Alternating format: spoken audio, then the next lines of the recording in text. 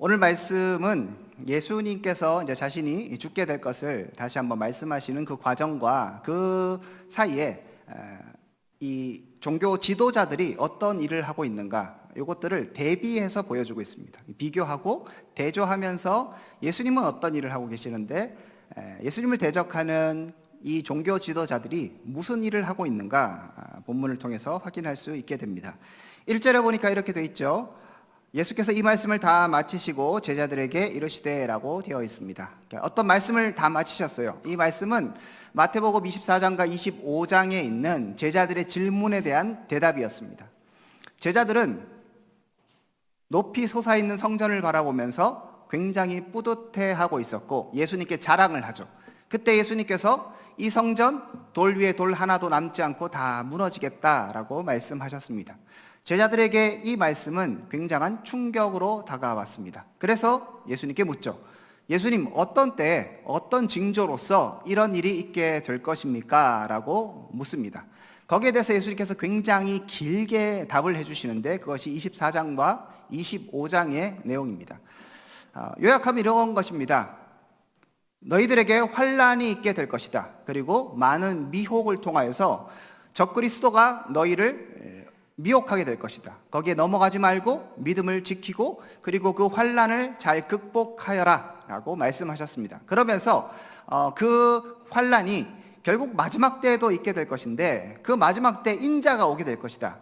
인자가 올 때 심판으로 오게 될 것인데 그 심판을 잘 준비하는 자, 그 인자가 오는 것을 잘 준비하는 자가 되어야 된다 하면서 여러 가지 비유를 말씀하십니다. 악한 종의 비유, 그다음 열처녀 비유, 달란트 비유, 이런 비유들을 통해서 너희들이 잘 준비하고 있어야 돼라고 말씀하셨습니다. 자, 이런 말씀을 다 마치신 거예요. 요약하면 마지막 때 너희들이 잘 준비해야 해. 마지막 때가 되면 이런 일이 있을 거야. 너희들 정신 바짝 차리고 있어야 돼. 이 얘기를 지금 하고 계시는 것이죠. 이 말씀을 다 하시고 나서 예수님께서 제자들에게 또 중요한 말씀을 하십니다. 그 중요한 말씀은 2절에 나와 있습니다. 너희가 아는 바와 같이 이틀이 지나면 언제라고요? 6월절이라 라고 얘기합니다. 인자가 십자가에 못 박히기 위하여 팔리리라 라고 말씀하십니다. 자, 여기에서 6월절을 우리가 주목하여 볼 필요가 있습니다. 예수님께서 지금 예루살렘에 입성하셨고요. 그리고 나서 곧 이제 십자가에 달리실 그 상황 가운데 있는 그것인데요. 이 시간이 6월절이라고 말씀하십니다. 6월절이 얼마 남지 않았고 그 6월절이 되면 인자가 십자가에 못 박혀 죽게 될 것이다 라고 말씀하십니다. 예수님의 죽음과 6월절을 연결시키고 있는 것이죠.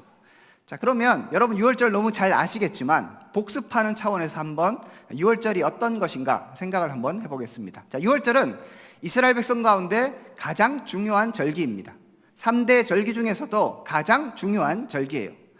1년에 한 번씩 돌아오는 이 절기는 이스라엘 백성들에게 너무나 중요해서 하나님은 이 6월절을 지키지 않는 자들은 다 끊어지겠다고 말씀하실 정도로 굉장히 중요한 절기입니다. 자, 그런 절기가 다가오고 있다고 얘기하셨고 예수 그리스도의 죽음을 이 6월절에 연결시키고 계신 거예요. 자, 그러면 6월절의 중심의 의미는 무엇입니까? 이스라엘 백성들이 이집트에서 노예 생활을 하다가 하나님의 구원을 받게 됩니다. 구원의 과정 가운데 하나님은 애굽 땅을 10가지 재앙으로 심판하시죠. 마지막 재앙이 무엇입니까? 역시 잘 아시는 대로 장자의 재앙입니다. 모든 장자가 다 죽게 되는 것이죠. 그런데 하나님께서 한 가지 피할 방편을 제시해 주십니다. 무엇이죠? 그렇죠. 그렇죠. 저와 여러분이 아시는 그것입니다. 어린 양을 잡고 그 어린 양의 피로 문설주에 바르면, 문에 이제 바르면 하나님의 사자가 원래는 죽이러 왔다가 그 피를 보면 넘어가 주는 것이죠. 패스오버 해서 6월절입니다. 자, 하나님께서 이 사건을 기념하라고 말씀하셨어요. 하나님은 단순하게 너희들이 이집트에서 출애굽하는 것이 중요하다고 그것을 기억하고 기념하라고 말씀하지 않으셨습니다. 하나님은 홍해 건넌 거 굉장히 큰 사건 아닙니까? 그거를 당연히 기억하고 기념해야 되지만 그것을 절기로 만들지 않으셨습니다. 첫 번째 재앙도 중요하잖아요. 혹시 첫 번째 재앙 기억하십니까? 나일강을 피로 만드는 사건이었죠. 그것도 굉장히 중요한 사건이거든요. 하지만 하나님은 첫 번째 사건을 기억하고 기념하여서 절기를 만들라고 하지 않으신 거죠. 출애굽 과정 가운데 가장 중요한 것이 있다면 이 유월절, 아까 말씀드렸던 원래는 장자가 죽어야 하지만, 원래 하나님의 심판이 임해야 하지만 어린 양의 피를 바른 그곳은 하나님께서 봐주시겠다, 원래 죽어야 하지만 넘어가 주시겠다는 그 언약을 믿고 그대로 실행한 자, 순종한 자들에게 정말로 하나님께서 구원의 은혜를 베푸신 그 사건을 하나님은 이스라엘 백성들이 1년에 한 번씩 꼭 기억하라고 말씀하셨습니다. 이걸 안 하면 너희들은 내 백성이 아니라고 말씀하신 거예요. 자, 하나님은 그렇다면 왜 유월절을 이렇게 중요하게 생각하셨을까요? 이 유월절은 결국 예수 그리스도의 십자가, 죽음을 예표하고 예고하고 있기 때문입니다. 유월절의 어린 양은 누구를 가리키는 겁니까? 예수님을 가리키는 것이죠. 참 어린 양이시고 참 유월절의 어린 양이신 예수님께서 이제 십자가에 달려 돌아가심을 통하여서 원래 죽을 수밖에 없는 사람들이 그것을 믿고, 아까 이렇게 순종했죠? 하나님께서 그 방편을 만들어진 것을 믿고 순종하여 그 어린 양의 피를 의지하는 자들에게 하나님께서 죄에서 구원하시겠다는 약속이 성취되는 것들을 예표하는 중요한 사건이 유월절입니다. 자, 예수님께서 그래서 자신의 십자가에 달려 돌아가시는 이 사건을 유월절과 연결시키고 계시고, 그래서 내가 유월절의 참 어린 양이고, 사실 너희들이 지금 이틀 후면 지키고 그것 때문에 엄청난 사람들이 지금 예루살렘에 몰려와 있거든요. 그런 너희들이 단순하게 과거에 집중하면서 그냥 옛날 옛적에 있었던 그 일이 아니라 참된 어린 양이신 내가 와 십자가를 지고 너희를 구원하게 될 것이고, 이 구원이 너에게 임하였다는 하나님의 선포, 예수님의 선포가 지금 오늘 본문에 나와 있는 것입니다. 예수님은 정말 중요한 그 유월절을 완성케 하시기 위해서, 그리고 그 유월절의 구원을 온전히 이루시기 위해서 이 일들을 하고 계시는 겁니다. 자, 예수님은 지금 그 일들을 하고 계시는 거예요. 과거의 유월절 너무나 중요하고 이스라엘 백성들이 그것을 지키고 있지만 완벽한 유월절이 아닌 것이죠. 진짜 어린 양으로서 참된 구원을 이루시는 예수 그리스도의 은혜를 지금 베푸시고자 예수님께서 일하고 계시는 것입니다. 자, 그렇다면 그런 놀라운 일들을 행하시는 하나님을 기대하고, 특별하게 지금 이틀 후면 유월절이잖아요. 유월절이라면 그 유월절을 더 잘 지키고 백성들이 이 사건을 잘 기억하고 그 의미가 무엇인가 잘 떠올리고, 그리고 그 의미대로 하나님을 더 의지하고, 그리고 다시 오실 정말 참되게 우리에게 다가오시는 예수 그리스도께 집중할 수 있도록 백성들을 인도해야 하는 종교 지도자들은 지금 무엇을 하고 있습니까? 예수님은 유월절을 온전히 이루시기 위해서 자신을 희생하고 계시는 거예요. 특별하게 자신을 희생하실 때 어떤 단어를 쓰시는가 하면 인자가라고 돼 있죠. 여러분, 이 인자가 앞에서 마태복음 24장과 25장에서 나오는 인자인데, 그 인자가 어떤 인자입니까? 제가 아까 서두에도 말씀드렸던 것처럼 심판의 인자입니다.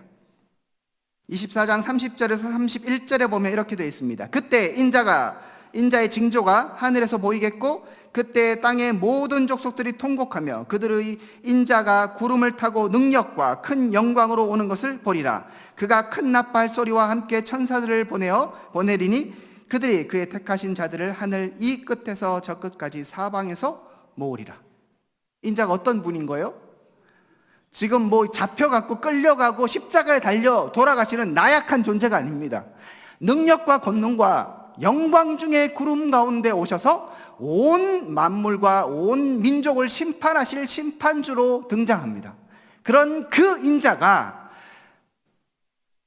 십자가에서 고난을 당하겠다고 말씀하시는 것이죠. 놀라운 역사와 심판을 하셔야 하지만 예수님은 그 고난을 피하지 않고 내가 인자가 십자가를 지고 팔려서 죽게 될 것을 말씀하고 계십니다. 이렇게 예수님은 이 일들을 하고 계시는데 영광스러운 하나님의 아들이시지만 우리를 위하여서 대속의 그 십자가를 지시기 위해서 그 일들을 하고 계시는데 지금 대제사장들과 백성의 장로들은 무엇을 하고 있습니까? 3절에 보니까 이렇게 되어 있습니다. 그때 대제사장들과 백성의 장로들이 가야바라 하는 대제사장의 관정에 모였습니다. 자, 모였으면 원래는 뭘 해야 되겠습니까?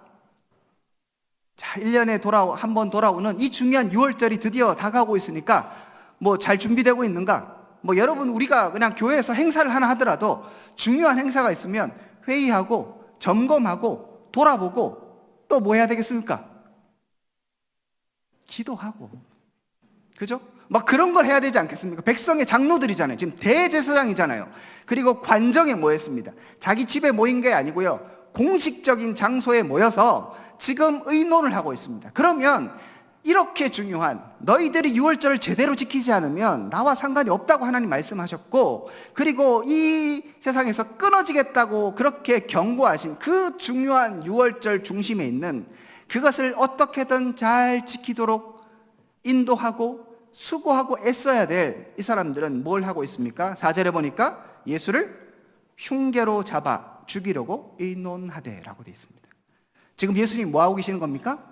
앞에서 예수님은 6월절을 회복시키고 6월절의 의미를 완전케 하고 6월절을 통하여서 정말 이스라엘 백성과 온 유대와 사마리아와 땅끝까지 복음이 온전히 정파되어서 하나님의 백성들이 구원받기를 지금 준비하고 인자이시지만, 영광 중에 있는 심판자이시지만 십자가를 향해 가고 계시는데 지금 백성의 지도자들은 아무 생각이 없습니다. 그리고 그들은 오히려 예수님을 죽이려고 지금 모의하고 있는 것입니다. 4절에 보면 예수를 뭘로 잡아라고 되어 있는가 하면 흉계로 잡아 죽이려고 의논했다고 되어 있습니다. 흉계가 무엇입니까? 속이는 것입니다. 속임수로 조용히 교묘하게 예수님을 죽이려고 하고 있습니다. 왜 속여서 예수님을 죽이려고 할까요? 예수님은 죄가 없으시기 때문입니다. 법으로 해서는 죽일 수가 없죠. 너무 의로우시고 하나님의 아들로서 하나님의 일을 하고 계시는데 무엇으로 예수님을 잡아 죽일 수 있겠습니까? 뒤에 보면 그래서 거짓 증인들을 세웁니다. 진실로는 예수님을 잡을 수 없는 것이죠. 성경으로도 안 되고요, 뭐 사회법으로도 죽일 수 없습니다. 이것의 증표가 빌라도에게 갔더니 빌라도가 뭐라고 얘기합니까? 나는 이 사람을 잡아 죽일 죄를 하나도 찾지 못했다. 나는 죽이지 않겠다고 얘기하잖아요. 빌라도가 판단하기에도 예수님은 죽음을 당할 이유가 없으셨던 것이죠. 그래서 이들은 예수님을 죽이고 싶은데 흉계로밖에 죽일 수 없는 것입니다. 그러면 왜 이렇게 죽이고 싶었을까요? 도대체 이 사람들은 왜 예수님을 죽이려고 합니까? 마음에 안 들기 때문이죠. 자기들의 권력이 위협받기 때문이죠. 그리고 자신들이 가르쳤던 그 말씀과 다르기 때문이죠. 자신들은 율법주의를 가르쳤지만 예수님은 복음을 가르치셨습니다. 그러므로 그들은 마음에 들지 않는 것이죠. 그래서 예수님을 죽이려고 합니다. 자, 그런데 하나의 방편을 생각해냅니다. 5절에 보니까 일단 죽이긴 죽여야 되는데 어떻게 하자고 얘기합니까? 말하기를, 의논을 막 하는 거예요. 자, 죽이자. 그렇지, 죽어야지. 그런데 어떻게 죽일 건데? 그게 말이야, 죽일 건덕지가 없네? 흉계로 죽여야 되겠네. 속여서 죽여야 되겠네. 이렇게 생각하는 겁니다. 그렇게 막 하면서, 그런데 죽이면 사람들이 이렇게 많이 모여 있는데, 예수님을 사람들이 따르고 메시아라고 다 생각하고 있는데 우리가 죽이면 어떻게 될까? 밀란이 나지 않겠느냐, 큰 소요가 일어나지 않겠느냐. 그러니까 명절에는 하지 말자라고 얘기합니다. 나름대로 계획을 세우는 거죠. 어처구니 없지 않습니까? 예수님은 6월절을 온전케 하기 위해서 지금 이 일을 하고 계시고, 자기를 희생하시고 자기를 죽여 이들을 구원하려고 하고 계시는데, 이들은 예수 그리스도를 흉계로 죽이려고 열심히 생각하고 있습니다.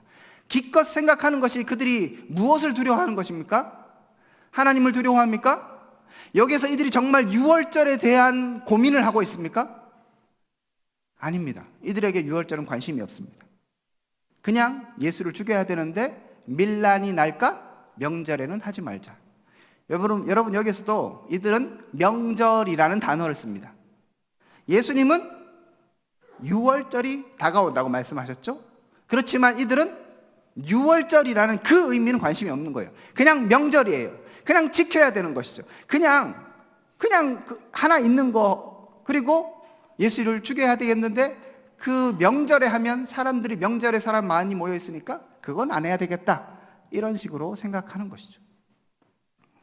유월절을 지켜야 하는 그들이 유월절에는 관심이 없고 유월절을 오히려 이루고 계시는 예수 그리스도를 대적하고 있는 것이 오늘 본문에 등장하며, 오늘 본문을 읽는 우리들에게 동일하게 묻고 있습니다. 너는 어느 편에 있느냐?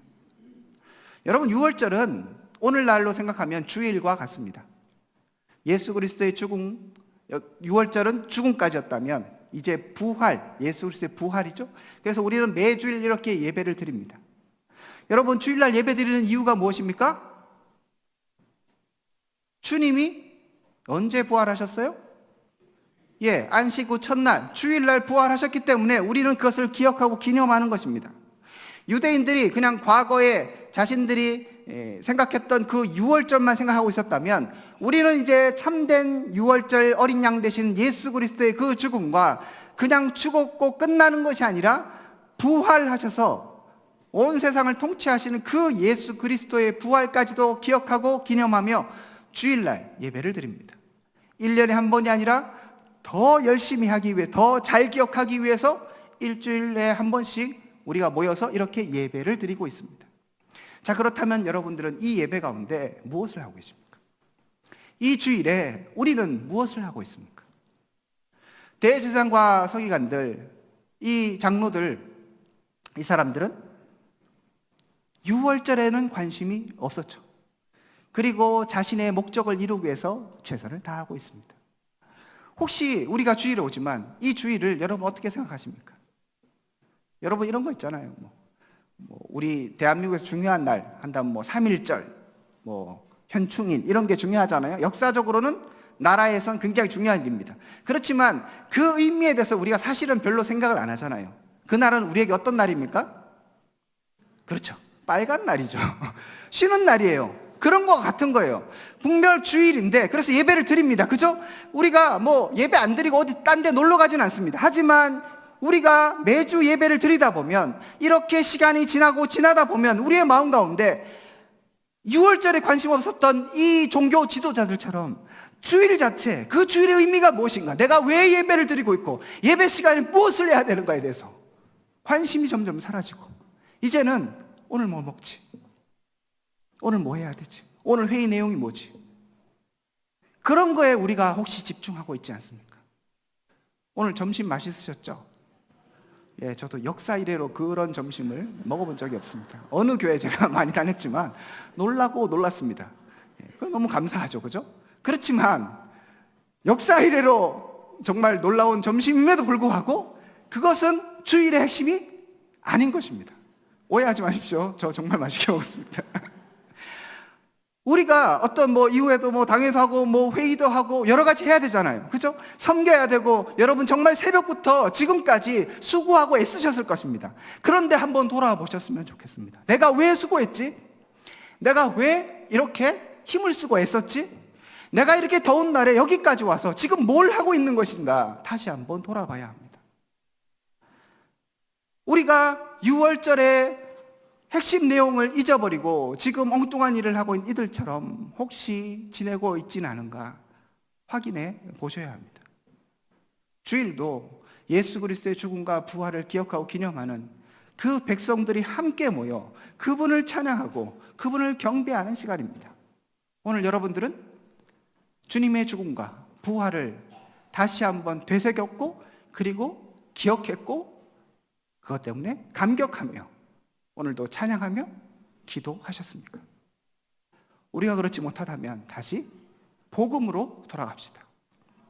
예수님께서 다시 회복시키고자 했던 그 유월절, 지금 백성들은 엉망진창인 거예요.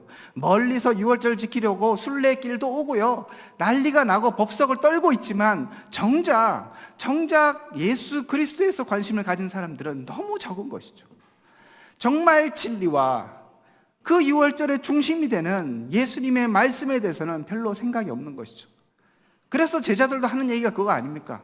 아까 말씀드렸던 것처럼 성전 보면서 야, 너무 멋있지 않습니까? 지금 참된 성전이 바로 앞에 있고, 그리고 이 물리적 성전은 돌 위에 돌 하나도 남지 않고 다 무너지게 될 것이지만 사람들은 거기에 관심이 있는 거예요. 주변부와 겉모습과 본질이 아는 것에 자꾸 마음이 빼앗겨 버리고 있는 것입니다. 다시 본질로 돌아가야 합니다. 여러분, 특별하게 오늘 본문에서, 이건 뭐 재미있는 이야기일 수도 있고 참 어이없는 이야기일 수도 있는데, 이 대제사장들과 장로들이 결정한 게 무엇입니까? 명절에는 사람이 많으니까, 밀란이 나니까 예수님 죽이지 말자 했죠? 예수님 언제 죽으셨습니까? 결국 6월절에 죽으셨어요. 무슨 회의를 합니까? 자기들이 아무리 머리 써봤자 예수님께서 6월절에 죽으셔야 되는 것은 분명한 사실인 것이죠. 그러면 그렇게 하시는 거예요. 자기네들이 회의에서 요건 좀 피해봐야지, 되도 안 한 얘기입니다. 우리가 그렇게 수고하고 애쓰고 모여서 회의하고 이런 것들 정말 필요하고 하지만, 복음이 사라지고 본질이 사라지고 중심이 사라지면 우리의 회의와 우리의 결정과 우리의 어떤 예측들 다 허무한 것이죠. 아무 의미 없습니다. 하나님이 일하시면 우리는 순종할 수밖에 없고, 우리는 그냥 따라갈 수밖에 없는 나약한 인간일 뿐입니다. 주님이 가시면 가는 겁니다. 놀라운 건 예수님도 죽음을 얘기하고 있습니다. 나 죽어야 된다? 이 종교 지도자들도 예수님 죽여야 되겠다. 어떻게 보면 겉모습은 똑같은 거예요. 그리고 6월절에 벌어지는 일입니다. 똑같아요. 하지만 그들 가운데 무엇이 있는가는 너무 다르기에 완전한 다른 길로 가는 것이죠. 저는 저와 여러분들이 다시 한번 6월절의 본질, 다시 말씀드리면 주일의 본질, 우리가 신앙생활하는 본질 가운데 집중하기를 소원합니다. 잊어버리고 있었던 복음의 본질과 우리가 놓치고 있었던 예배의 감격과, 그리고 예수 그리스도의 죽음과 부활과 다시 오실, 영광 중에 다시 오실 인자, 그 예수 그리스도에 다시 한번 집중하는 저와 여러분 될 수 있기를 소망합니다. 그래서 우리 예배가, 우리의 주일이, 우리의 오늘이 더 풍성해질 수 있기를 주님의 이름으로 축복드립니다. 우리 함께 기도합시다. 오늘 말씀 기억하시면서 오늘 하루를 돌아보셨으면 좋겠습니다.